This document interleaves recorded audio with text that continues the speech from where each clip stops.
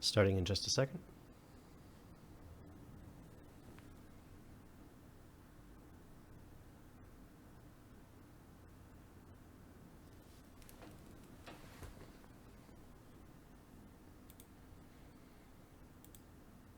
All right, fantastic. So, um, not a whole lot to go over this time around. This is just going to be about the chapter, specifically what the chapter is up to and what the chapter is going to be doing here soon. So we do have almost everything in order to become an official nonprofit and have a bank account and all that good stuff. So we'll be launching some of our initiatives here soon. Um, I know I've discussed a few of them earlier in earlier videos, but we're finally going to be able to officially document and keep up with all of the money the way that it needs to be. Um, so that's the first thing. The second thing is we're going to start having in-person chapter meetings again. So if you're in the Raleigh, Durham, Chapel Hill, Triangle, Morrisville, Cary, Apex, that general area, we'll start having chapter meetings again. And that's coming from our admin funding that we get from the national organization. They give us so much money to do regular meetings, and I would like to start trying to do those again, and maybe at least once a quarter. Um, but preferably more than that. But it depends on turnout. Turnout is normally so low for our in-person meetings that it hasn't really been worth it. Um, but I'd like to start doing that again. So we're probably going to have a big one here soon. I might have it on Cisco's campus. Been looking at doing that. Might be fun. But I'll be sending out a message if you're signed up. Then for our chapter on the Internet Society Connect website, then you'll be receiving an email telling you about that and how to get access to it and stuff. Um, Another thing that's going on, I don't remember if I mentioned this, but we were sort of in discussions with NC State about doing some presentations sometime next year concerning the internet. The topic is going to be, the topic that I proposed was, is the internet still a force for good in the world? So given, you know, NSA spying, given security problems related to identity theft, all of these big security breaches, um, the kinds of malware that we've been seeing, its use in terrorism, its use by people to harass.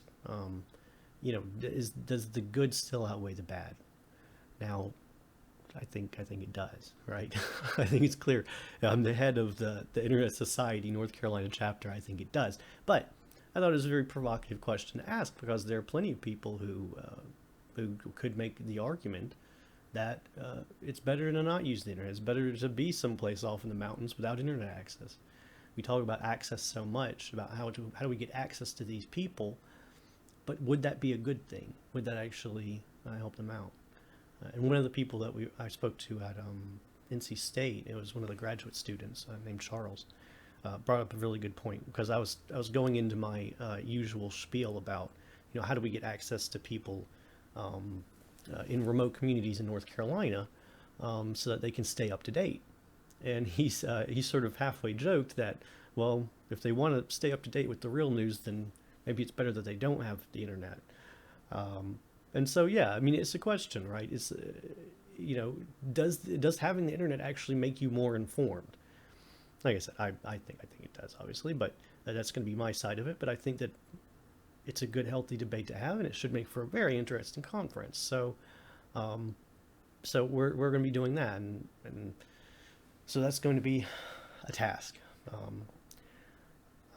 If you went to NC State, or you're a graduate from NC State, or you just really like NC State and you'd like to help with that, or if you're currently going to NC State, let me know, and we'll get you involved. We'll get you mixed up in it. Another thing that we're looking to do, there were a couple of initiatives. Let me see if I can find them. But basically, there are some initiatives that the international or the national organization let us know about.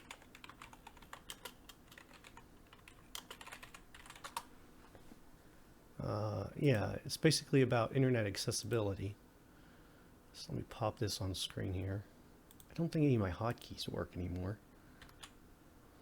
But let's see. All right, no, that didn't work. Okay, bear with me. Bonk, bonk. Okay, here we go. So yeah, it's this Wireless Innovation for Network Security Challenge by Mozilla. And they have a $2 million prize pool for building a more accessible internet. I thought maybe we'd try to enter this, not for the money, obviously, since it's very unlikely we would win, but just basically to put our heads in the right direction and maybe to give ourselves a little bit of a challenge. The idea of it is that the internet needs to be accessible, public resource, open to everybody. So there are two different challenges: an off-the-grid internet challenge, which is about making certain that the internet is available in disaster scenarios. So I've done some work with the Red Cross, and I've done a lot of the Red Cross training as well, on how to set up their satellites and set up their computer networks. And there's a very specific, a very specific way that they go about doing it. So I think that this is supposed to be sort of spinning off of that. So I know quite a bit about what already exists and what's already in place from the Red Cross perspective. And then of course NERV also, Cisco also has a vehicle called the NERV, or a Network Emergency Response Vehicle, that they send out to disaster areas as well. And it's pretty cool if you've ever had a chance to take a look at it. But this is supposed to be something a little bit more portable and a little bit more robust for maybe smaller organizations. So that one might be interesting. Then the second one that we're looking at here, Smart Community Networks Challenge. That's basically about how to increase accessibility in places that lack internet access. And it kind of seems tough because it says, it just account for high density of users, far-reaching range, robust bandwidth, minimal physical footprint, and uphold security and privacy. I mean, that's tough, right? I mean, if this was if this was easy to do, then I think someone would have done it already. But I do have a couple of ideas about how to do this, mostly branching off of things that other people are already doing. But yeah, so those are the challenges. The design concept, basically it's in two different parts. There's a design stage and then a prototype stage. So you would submit the design by October 2017. Then they'd announce it sometime later, and then by next year, then you would be submitting a prototype for whatever it is that you've designed or constructed. You can see that the prize money this is some really serious stuff. So I imagine there's going to be some pretty big hitters getting involved here. Lots of people in academia and stuff. But I thought it would be cool just to enter, again, just to sort of flex our muscles, get our name out there, and more importantly, when they do actually start arranging this stuff, I'd really like to be there and be a part of this and meet some of the people who have put forth the time and the effort to come up with these kinds of solutions. So, I mean, just being around the other entries would probably be very fascinating and I think interesting for a lot of people. So I think we're going to look at maybe getting into that. Let me switch back to here. One day I'll get a second monitor, I promise. Let's see, what else? I think that's probably it for now. I know it's sort of a short video this time, but that's all I've got for now. But that is quite a lot. So that's two things that are coming up that are basically going to be a year-round thing, and then we're looking at doing smaller things throughout the year. And we do need to do at least one event that falls into the 2017 calendar year. So I'll be discussing that. We have a meeting tomorrow, an officers meeting tomorrow to discuss it. So yeah, that's it. Next week I'll probably do another session. I don't know. I want to do something else about network neutrality, but it just depresses me too much to think about it. And I still need to do a lot more research and a lot more reading to make certain that I understand exactly what's going on there as well.